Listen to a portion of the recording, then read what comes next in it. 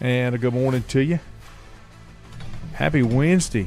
Welcome inside the bottom line. Lanny Ford, Full Rembert with you. Cold, rainy. I got 35 degrees and I'm showing light rain, snow. Did you see any snow when you drove in? Just one or two mixed in. I saw, I was just looking around the area. Mooresville's reporting a little light snow, 33 degrees. Nothing's going to come of it. Valdez and Hickory are heavy at 33 and 34. Really? That was about 30 minutes ago. I hadn't checked. I know we got our papers yesterday. Of course, they come out of Bristol, Tennessee. Mm-hmm. And I'm glad Scott got up there and got back. Newland had a little bit. Yeah. Holy cow. Last week was a disaster at the paper office. If you Yeah, subscribe to the the Hickory Daily Record. What happened to that? You know, I'm a technology guy, and I'm not the smartest guy in the world, but I do know how kind of stuff works and mission-critical applications and that kind of thing. My understanding was their server farm is hosted out of a big server farm in Utah, and the server farm went down, crashed, whatever. How do you not have a backup if you're that big a company? Because they could not only could they not get our paper, is they couldn't get any of theirs. They got 80 papers. The Concord paper couldn't go, Hickory, Mooresville, Winston-Salem Journal, the list goes on. Wow. And we were able to get ours out a day later. It was messy, and so I didn't know what to expect for this week, and it really concerned me because I knew the weather was not going to be good.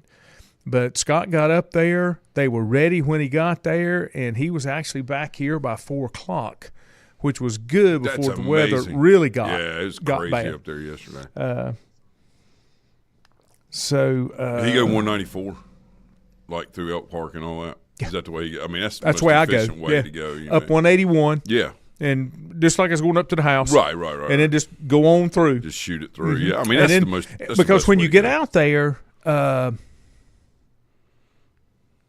trying to think what the highway, the main road that goes by the Speedway, Bristol Motor Speedway. Oh, yeah, I know what you're talking about. It's right there at it. You turn to the right. It's at a business park, so it's not. You don't have to go into Bristol. Yeah, it's good, man. Good. But we got we got it resolved and we got it all worked out. And then just so that I can complain a little bit more, taking my supplements this morning. I do chewables. I do gummies because after I had my stomach reduction surgery, it's easier for digestion if they're gummies. I had something firm when I was chewing on my gummies, and it wasn't a gummy. It was a cap. So I've got a cap that's come off. So I've already had to call the dentist this morning. Golly, that's awful. It doesn't end. It just doesn't quit for some reason. And so, on the next episode of Hee Haw. The next episode, and this is I love Dr. John III, but I am not I am definitely not a dentist fan. Okay, so we'll see where this goes. Golly, let's see. I got comments, but are they ours? Got views. I don't see any comments yet. Okay. All right. Well, I'm just trying to figure this out. I shared it. I don't know. I know what. Here's what I did. I got it. I got it now. I just clicked on the wrong thing. My first question. I guess my first question would be, how was G after the Super Bowl? Fantastic. He was okay. Oh man, he didn't lose his likes mind the or Eagles. Anything. Yeah, he really likes like Saquon and Jalen Hurts, and he likes a couple of his defensive backs they got. That number 33, that kid that made an interception and ran it back.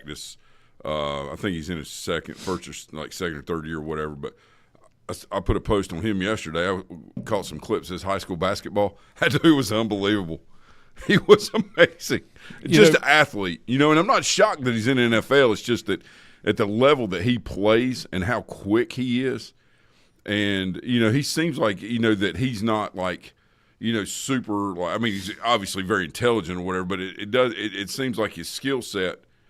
He's applying that to the experience he has, and he's letting that was impressive. You That know, whole thing was impressive. I'm gonna tell you, impressive. I don't think people really understood the amount of talent across the board that the Eagles have. Yes. Well, this Georgia's defense, basically. Mm-hmm. and their offensive line, they averaged 6'6", 338. They showed it. They did a graphic. You probably saw it. Oh, it's amazing. Back to the first Super Bowl. 6'1", 245. That's back in my day. I know. I thought about you when that came up. I almost called you. Yeah, I told you. You know, back that was in 1967, if I'm not mistaken. So in 7 or 9. I think it was 7. The first Super Bowl. Okay. And then in 78, when I went into college, 6'3", 260 was the second largest player on the team. So it's changed. It's changed. I love it. And the other side of it was the defense. Mm-hmm. The defense that they had, being able to apply pressure up front and still keep 7 to 8 in the secondary. Yeah. It's why Kansas City couldn't do anything. So Kansas City. I think what's happening with them is, first of all, they've got to make some massive offensive line changes because Kansas City. Well, what they weren't able to do is get away with anything. Holding. That's what they weren't able to do is anything. And again, I'm not saying they didn't deserve to win the Super Bowl. Yeah. Please don't misunderstand what I'm saying. But you can't grab somebody by the neck and pull them to the ground every 3 or 4 plays, and eventually that not wear out when people start paying attention to it. There were no holding calls called in the Super Bowl the last time them and the Eagles played, right? Well, the first 2 penalties really shouldn't have been penalties. But see, I disagree with everybody on that. He literally put his hand in that guy's face. Yeah. If he would have put it on his shoulder or in his stomach or anything, but when you put it in somebody's face, the eyes immediately go. It's just like this. When you tap someone on the forehead, they blink. Right. But the other problem, problem that's I had, what happened. What's the main rule in the NFL when it comes to defensive back play? Defensive back play, you don't see it in college. You don't see it in high school. Right. You have to play the ball. He never played the ball. You know what I'm saying? And so that's why, because that could have been called as well. It could have, but again, I didn't like the pick. I thought it was too nitpicky. I didn't think it was a big enough advantage for everybody had the radar up too. To your point, because it seems like the Chiefs get every. And then the second one went the other way. Right, and it shouldn't have been called. And then when you saw that they weren't going to start letting all this holding go on, we played a team in high school football a few years ago. That was a really good team, but they held a tremendous amount up front when they played us. I taught my linemen to hold till you got caught. Right. Know how far you can go, like a strike zone in baseball. I get it, but the second time that season we played them, the head official was not putting up with it. Yeah. And so the game was basically a blowout. And that's okay. Now, that is not why, the game was close before either. But it made my point is it made a huge difference for that team and their style of play. Yeah. Right? I'm not making excuses. I'm saying that. Yeah. I mean, that is what it is. Yeah. And it's the Super Bowl to me, people say, I heard a lot of people say, well, it wasn't exciting and, halftime performance and all that stuff. Yeah, that's fine. They can always judge that stuff. What was fascinating to me is that, and I listened to the Charlotte radio station, was it 104.7, Sports Talk, coming back home from, beach on Monday. And those guys were talking about, well, I'd give the MVP to defensive coordinator at Eagles. And they're like, well, I wouldn't because he didn't do anything. You just put the ability not to go get somebody is sometimes less is more, I believe is what that saying is, Laney. Mm-hmm. He rushed 4. When you rush 4, you have to run the football. The numbers don't change. I heard something. They don't change. And they didn't do that. They didn't run screens. They didn't run Yep. Now, the screens, Laney, wouldn't have been effective because they weren't blitzing a whole lot. Well, and that's the point I was going to make. Yes. Let me, Luann, thank you. DeJean is the kid you're talking about. He's in his second year. Amazing. She said his birthday was on Super Bowl Sunday. He and Saquon. Yeah. He was great. Thank you, Luann. It was great. And the other thing, when you talk about the blitzing, and I'm trying to remember yesterday or Monday, I can't remember, and I don't remember which show it was on, but it was somebody that was a guest on either Dan Patrick or Cowherd. Yeah, he was talking about the blitzing, where they said during the broadcast that they did not blitz, but they were wrong. And I think it was Steve Young. Steve Young said they blitzed twice, but the reason it didn't appear to be a blitz is because they switched. Well, they switched personnel. They did. So you really didn't. Usually when you see a blitz, you see an outnumbering situation. But they didn't have to do that. They just swapped, but they only did it twice. And what was so effective is the Chiefs were on the lookout every play for an extra guy. Yeah. But they couldn't do anything with the 4 in front of them. Oh, I know. That's why I think, Lenny, sometimes it's incredibly important, to not try to overthink or change the rules of football. And I think what the Eagles taught us is that you can line up toe-to-toe, actually inside foot to inside foot. Yeah. And you can move the line of scrimmage. The whole point in football is to advance the football and cross the goal line. Okay, that's a Captain Obvious moment. What we're not seeing on a consistent basis is enough advancement of the football on a consistent basis. We're seeing large advances of the football in certain – listen, the wow factor is not the consistent factor. It is the wow factor because it comes and it goes. And what the Eagles showed us was by getting Saquon Barkley and by still being able to go toe-to-toe and do the tush-push with the strongest quarterback in the NFL and probably NFL history. Yeah. I dare say that Hurts is stronger than Tebow. Yeah. It's close. Now, I'm going to tell you, I'd love statistically, when you're talking lifting and that kind of stuff. I'd love to see that because Tebow's pretty good. And it's just interesting just how these things unfold in dynamics. And the head coach of the Eagles, people are still talking about firing him, week 5 or 6 in the season because he wasn't doing – he put together, his team with a process and really adhered to what was important. I thought he did a good job. A.J. Brown is a very emotional player, and I thought that they managed that process really well with him. He's not a bad person. He's just very emotional, and he likes to scream out a lot and things like that. And it's all about how you handle the situation more than it is the actual situation. I think, Coach Sirianni learned how to address the matters most important to the individual player while still focusing on the team, and that's why they're Super Bowl champions. And let me tell you something. Kansas City is not – people say they're a great team. They are not, okay? Kelsey is, he's been a 35. Great player. He's done. Yeah. He can't run. He can't move. Yep. Okay? The big kid that used to play at Clemson was at Hopkins. He drops the ball. Yeah. He can't run anymore. But I'm not criticizing. They're aging. I'm just making an observation. They've been great players. Yes. It'd be like me and you at 35 out there trying to play basketball, right? You know what I'm saying? There just comes a time. And what happened is the Eagles were good enough defensively. Shoot, they were great actually, but they were good enough defensively to keep Mahomes from being able to do some of that stuff. With him being a point guard in basketball, his eyes are always looking downfield. In that game, if you really zoom it in on some, and they showed a couple of these, he wasn't looking downfield. He's looking at Jalen Carter, the other guy, seeing if they're. And I do not blame him. Okay, having played that position, I completely understand. When he the first pass that he completed, that one I was like, the Chiefs are on it tonight because nobody saw that one. He was going straight downfield and he dumped that little rocket. This way. Yeah, 9 yards or 11 yards because his first down is the only first down, I think. But and then it kind of went away after that. Talking about Sirianni, his background? Do you know where he played in college? Go ahead and tell me. He played Division III powerhouse, Mount Union. Mount Union, yeah. I'm 3 sorry. years, yeah, three national championships as a player there, and then he went from there. He's only 43 years old. He went from there, and then he got in. He spent at IUP, and I'm not sure where. I'm guessing Illinois something because he was from the Ohio area. He was at Indiana University of Pennsylvania. Okay, sure. All right. That's incredible, by the way. And then he got into the NFL, and do you know where he got most of his legs? Kansas City Chiefs. Kansas City Chiefs. No, way back. He doesn't have a great coaching tree that he came out of.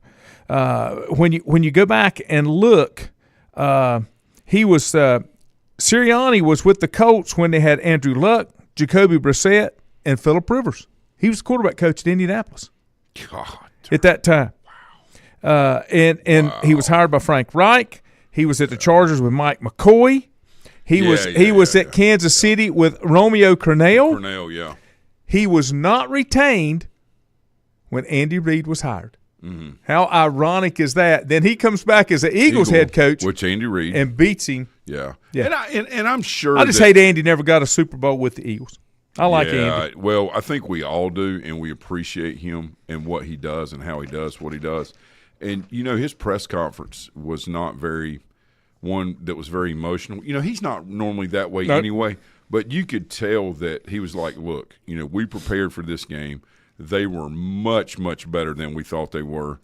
That's on me as the coach, and then the players, on top of that, did not play well, which is on me as the coach, but we just have to learn from it, move on, and he's right.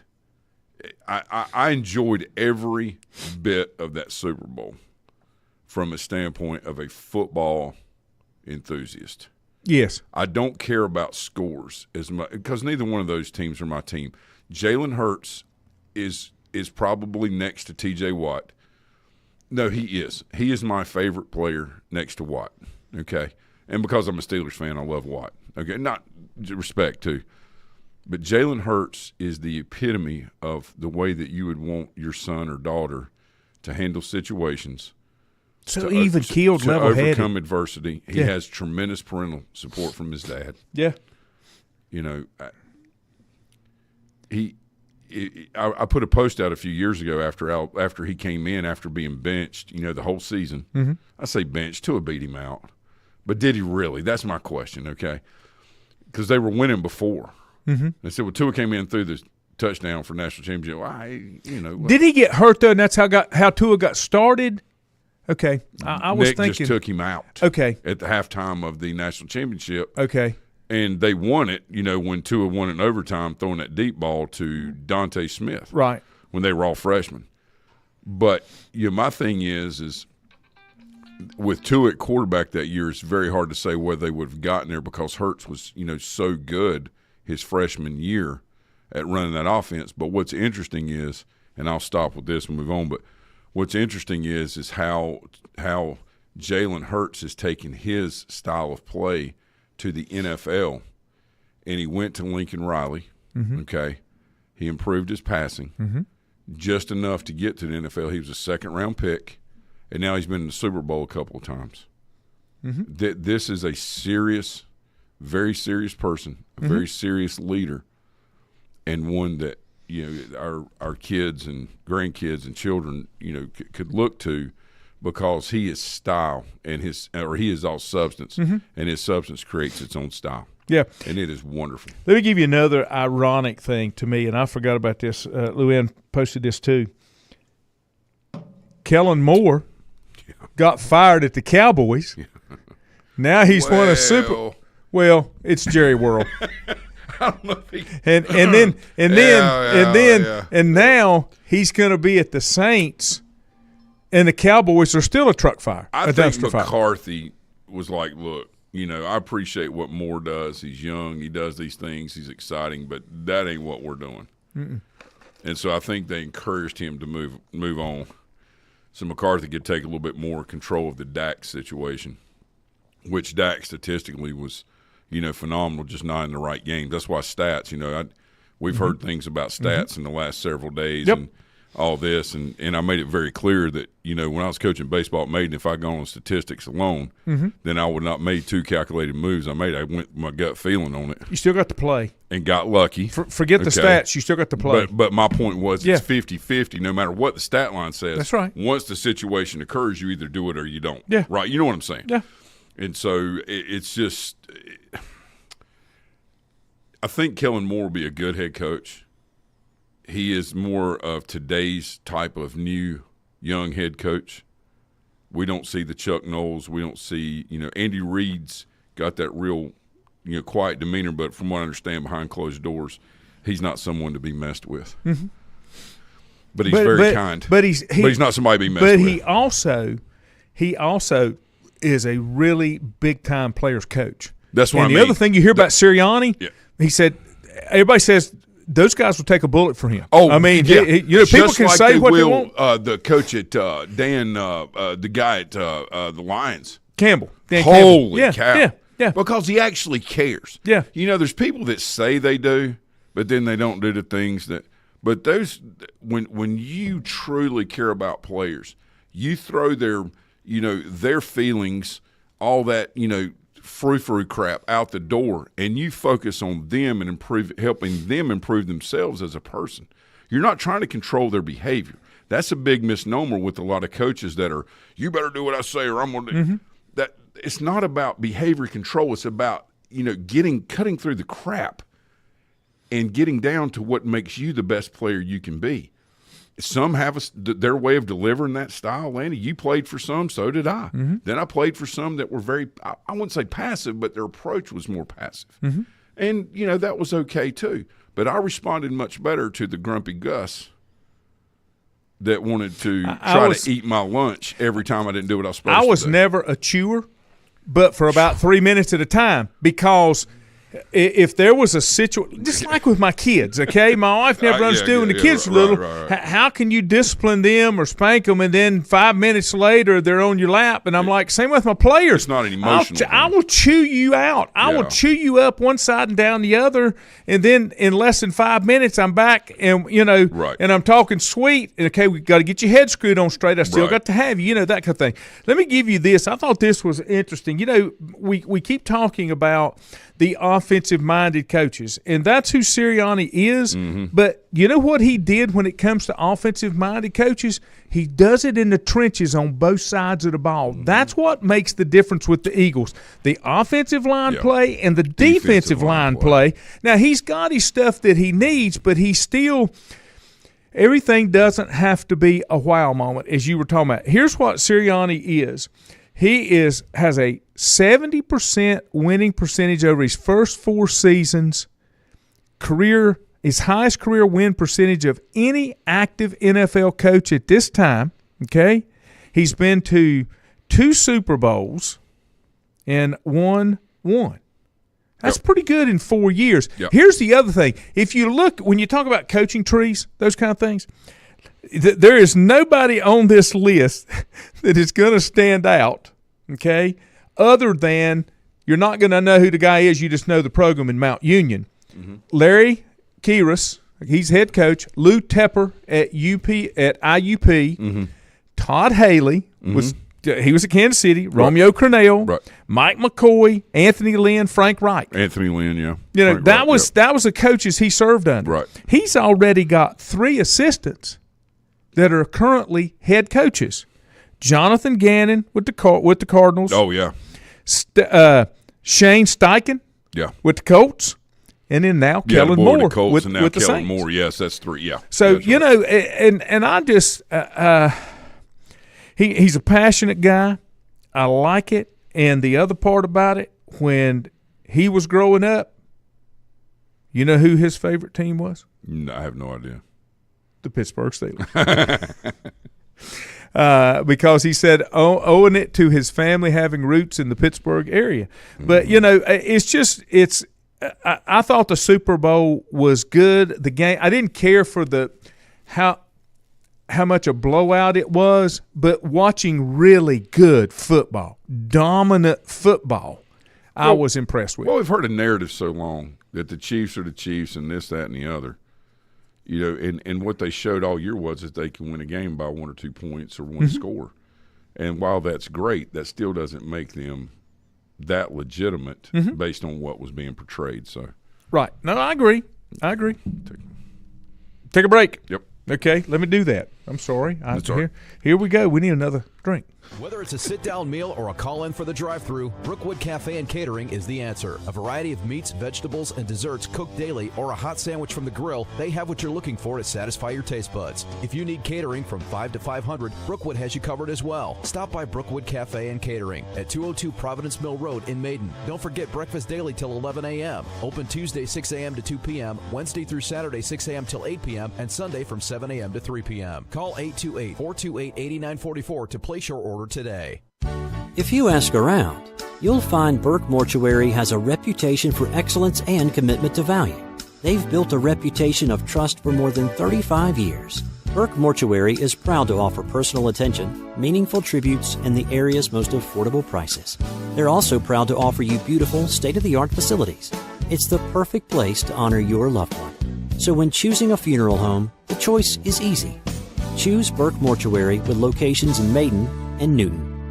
Covenant Church began as a vision of just over 100 people in 1984. Since then, Covenant Church has grown and currently located at 2168 Gastonia Highway in Lincoln. The Sunday schedule includes early morning worship at 8:30, Sunday school at 9:45, and morning worship at 10:45. Their ministries extend beyond Sunday. Visit their website at www.covenantchurch.church to see all they have to offer, and better yet, stop by and see for yourself. Covenant Church may be just what you're looking for a new church home. First Federal Savings Bank has been serving Lincoln County since 1940. And as it has been from the beginning, customer service is a priority to First Federal Savings Bank. They want to get to know you by name. First Federal Savings Bank has the convenience, the products, and the services that the larger banks have, but with hometown people that you see throughout your community. Stop in and visit one of their 4 convenient locations and see what First Federal Savings Bank has to offer you. Member FDIC, an equal housing lender. Untangling your headphones, finding the right remote, saying goodbye to your favorite shirt that hasn't fit in 10 years. Why are simple things sometimes so complicated? Thankfully, with Auto Owners, insurance doesn't have to be one of them. Auto Owners works with independent agents who live in your community and answer when you call, so you can worry about more important things, like finding a new favorite shirt. That's simple human sense. Call Mooney Insurance in Maiden or East Lincoln Insurance in Denver, or visit mooneyinsurance.com. At Stifel Nicholas, we're committed to offering investors personalized investment guidance. We're a full-service organization with departments staffed with professionals that specialize in a wide range of investment opportunities, from the most conservative to the most aggressive. We strive to give each account, regardless of size, careful, individual attention. Call 4Rembert today at 828-624-7300. Stifel Nicholas, member SIPC and the New York Stock Exchange.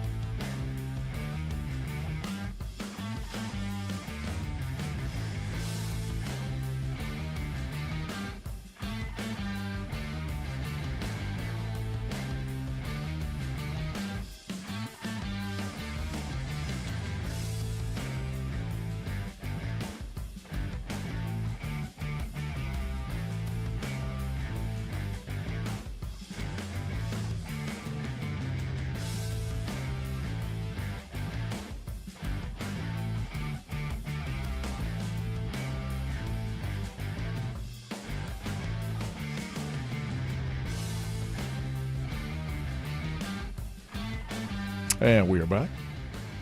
I'm going to switch gears here just a few minutes. Both of us got to get here a little early this morning, but switch gears for just a second. Do you know what tomorrow is? Valentine's Day. That's Friday. Oh. That's close. Valentine's Day Eve. Saturday's Valentine's Day, Adam. Tomorrow should be near and dear to your heart. Pitchers and catchers report. Oh, let's go. So, baseball, I think baseball had a pretty good year last year, and I'm actually looking forward a little bit to baseball this year. And the other thing that'll happen, I want to say 2 weeks or 3 weeks, doesn't the USFL kick off? Oh, it's just around the corner too. It's not many weeks. It's not many weeks after the Super Bowl. Oh, in 1923 or 1923 kicks off. What is that? That's the Yellowstone prequel sequel. Yeah, precursor to Yellowstone. I told you, I've apologized over and over.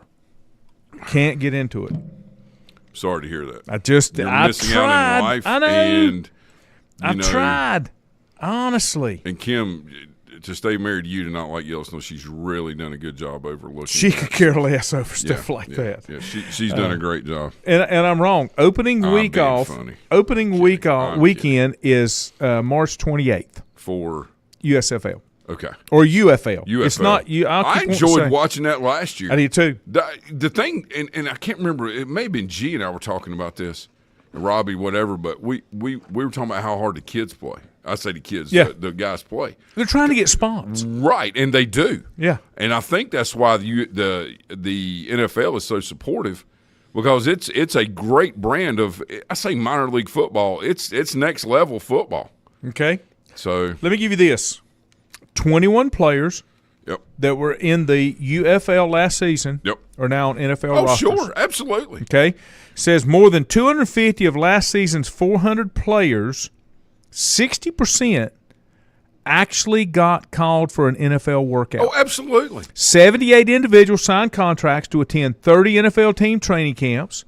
In all, UFL saw 87 total contracts signed, including 8 players signing twice with the same team, 1 player signing 3 times with different teams. But what it tells you is this is something that the NFL needs. The other thing the NFL needs to increase roster size.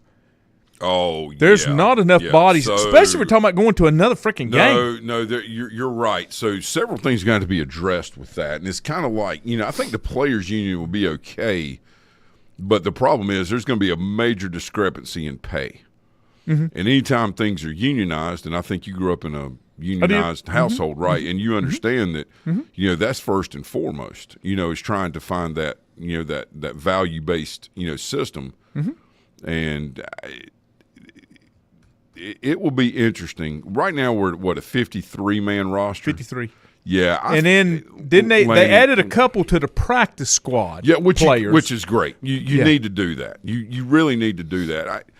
I really think that because you platoon and you have to be a couple deep, and I mean at every position, in theory that's 44.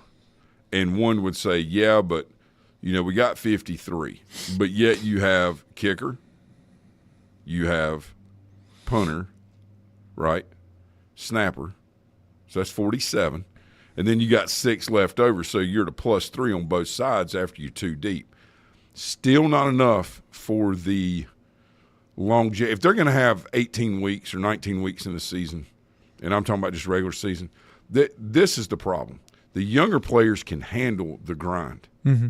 Of that long because their bodies are still able to recover.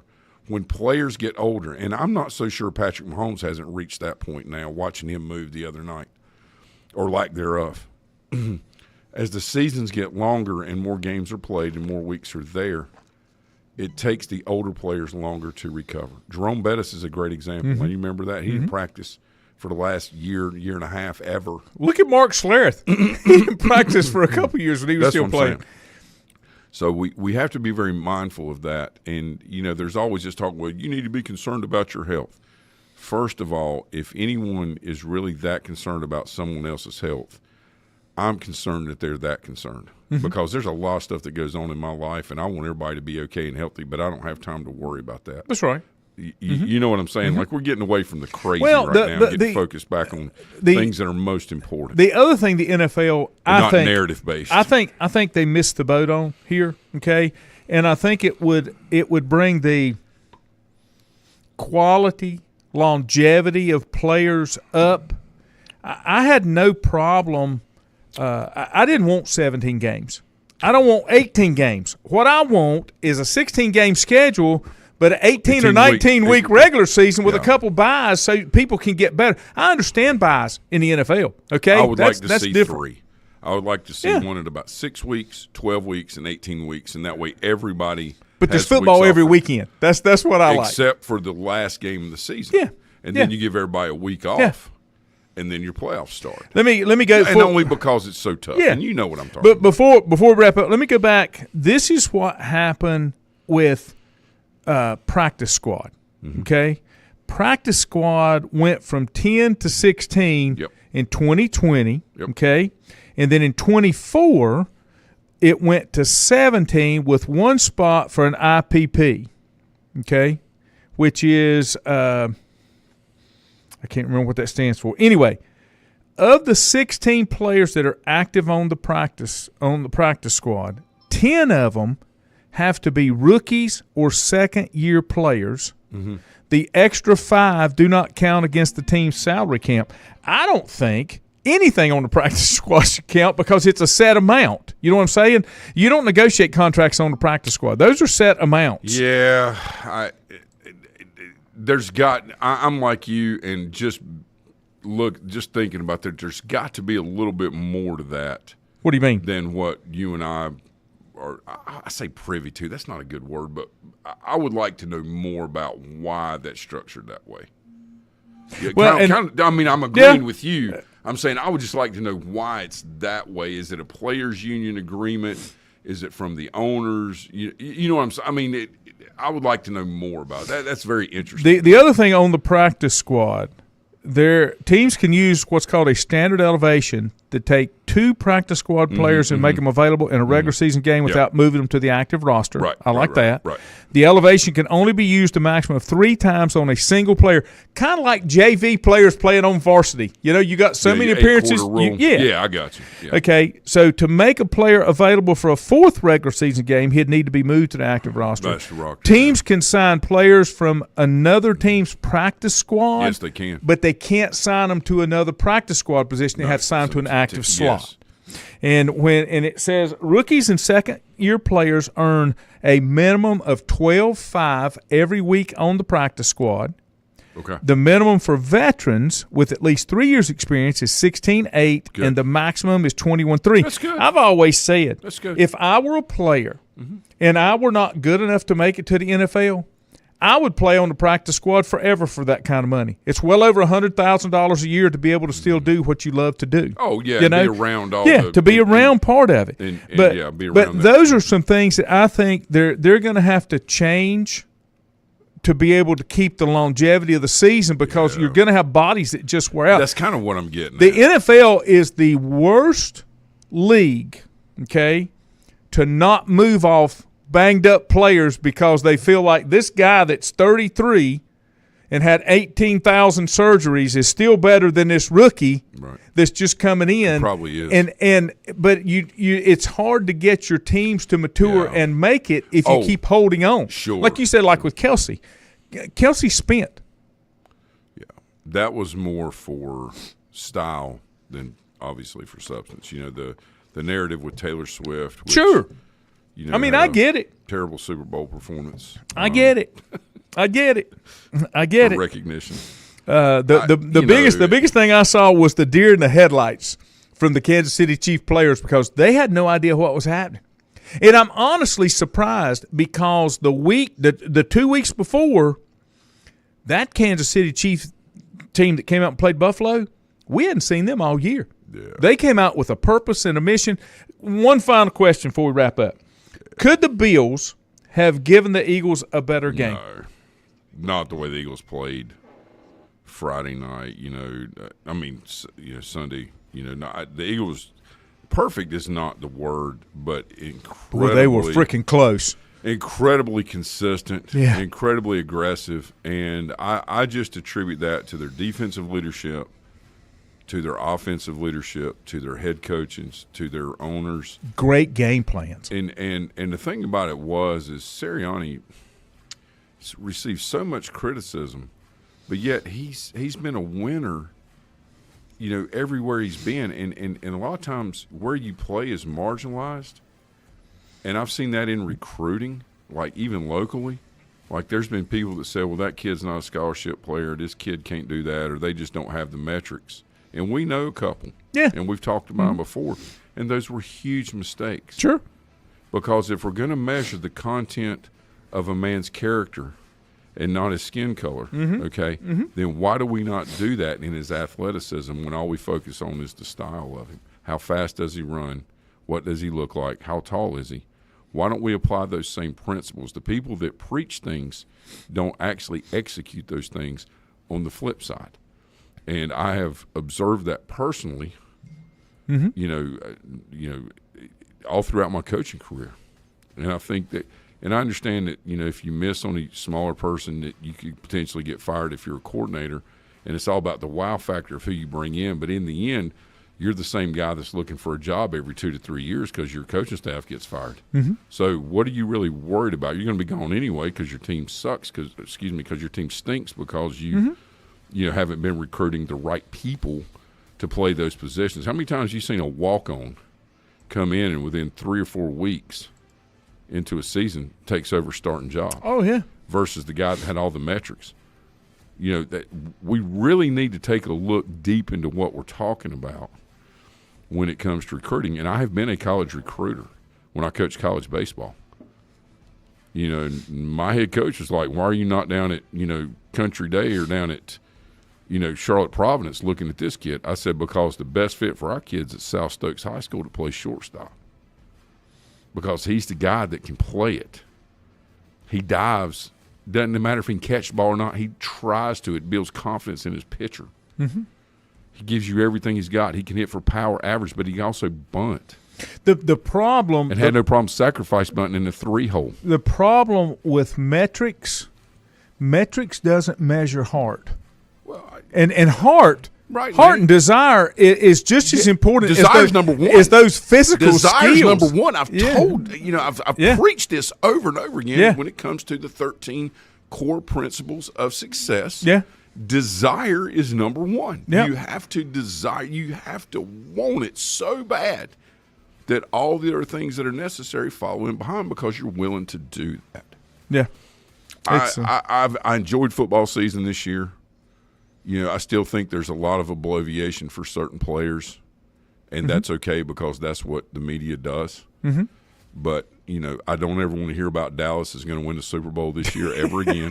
Okay, I've been listening to that for almost 25 years. But it's not real. I'm done with it's that. not real because that's not what Jerry's interested in. And, I just don't want to hear that narrative next year. I don't want to hear about how good Joe Burrow is or anybody. These are wonderful players. They're professionals. What I want them to do is go out and play and then report on what's going on. Right. That's what I tune into. Right. I'm not much on what people think going in, just like preseason polls and all that kind of stuff. It plays out. If you just let it play noticed out. In our country, we've had a major shift from being narrative-based and focused to being substantive-based and focused on what is the real situation, not what is the ideal situation or what do I believe is what is. And how do I, if I'm a fan of football or whatever sport, how do I watch that now? Do I sit there and go, oh, my gosh, Patrick Mahomes is the greatest player? To put him in the same category as Tom Brady, I'm not ready for that yet. I'm not ready. There's no comparison. I'm not ready for that yet. There's nobody, in my opinion, that's out there playing now that can replace some of the quarterbacks that are behind Brady that hadn't played in 30 years. Right. You know what I'm saying? Mahomes because they haven't accomplished it That's on what a I'm consistent saying. basis. I just don't want to hear that. It's 3-1, now 3-2 in Super Bowls. Okay, he's got to win just to tie 4 more. Yeah. And the way he looked the other night, the way he was running around basically for his life and trying to do things, It ain't happening. Until they've got to make some major ain't changes because they can't rely solely on him like they thought they could. But guess who did for so long? New England relied solely on Brady. Yeah. Because, you may not you third person, you can name Edelman, Amendola, but Chris Hogan didn't play college football. He's a lacrosse player. Mm-hmm. So you're talking about dynamic wide receivers. You had Moss in there a couple of years, but that was after Moss, 3-point, But they did not. Negative 2.0. They did not win a Super Bowl when Moss was on the team. But what I'm saying is, even though they had a couple of dynamic players, yes, they, you know what they did more effectively than anything? They ran the football. Yeah. They would get into and the play defense. Yes. And play. Well, the same thing that Philadelphia did. And they had a good kicker, obviously. Yeah. But, I love Patrick Mahomes. I think he's a wonderful person. Yes. He's a great role model. He cares about people. I'm not downplaying him. He's a great face of the NFL, but he's not a Tom Brady. I just don't want to put him in that category, and we've been rushing to do that for the last 3 years because it's been exciting. Well, you're always looking for the next one to take over the one that's not there because it makes clicks, it makes headlines, and what happens? But you can't bet on the wrong horse. People got really when you get tired of something or just get tired of the same thing over and over, you just kind of lags out there. And you're like, oh, here we go. You become numb to it. Yeah, that's like this whole thing with NIL and how much they're paying here and doing this. People are about sick of that, man. They're like, I don't even want to even. And I told you that's going to play itself out. It's the new shiny toy. It's the new shiny toy. But people, when it doesn't produce anything that you think that it's going to, when you put this into it, but you don't get the results. That's what I'm saying. Or they quit. Yeah, it goes away. Shane Beamer did college football a great justice. Well, there'll be more of that. When the player that was really There's going to be more than that. That was paid pretty well. Said, I think I'm just going to sit out. I played my 4 games and be done. He said, well, you're off the team. The guy's like, well, I can't stay here and train. He's like, no, you're not allowed to any facilities. Get out. Yeah. The guy was like, I can't believe you did it. He said, I know that's the problem. You think everything is owed to you and you don't have to earn anything. I promised I would get you out of here on time, but I do want to mention this in case nobody saw it. It's important to me. Chad says these long contracts are a joke. You got to prove yourself. And you're right. But I did want to mention this. I'm excited. My Tigers have made a few changes. They've made in some portals. They brought in what I think is going to be a great defensive assistant that will find his way back to the top of the heap. That's wonderful. Mike Houston. They brought Mike Houston in. Let me tell you something. The East Carolina thing, he's the head coach. He should receive all the blame because that's what comes with it. But I don't blame him. There's been some really good head coaches that's come through ECU that cannot succeed. That's not exactly on them. They can't accept all of them. If Skip had stayed there and we had paid him, then that would have been drastically different because he could. Yeah, he could. He had it at that time and could have built, on it. Laney, it's like I talked about with Belichick. I know we're going. It's like I talk about any team, and Carolina went and did it. You have to go get the best available if you're going to sit there and talk about we want this and then go pay the money and let it do its job. That is why that has been my complaint the whole time with Dabo. Right. It's a new set of rules. It's a new West. Yeah. You got to get on board, Andrew or you're going to get left behind. Yeah. And it's starting to come around. All right, we got to get out of here. I promised him I'd get him out of here. See you next time. Have a good one.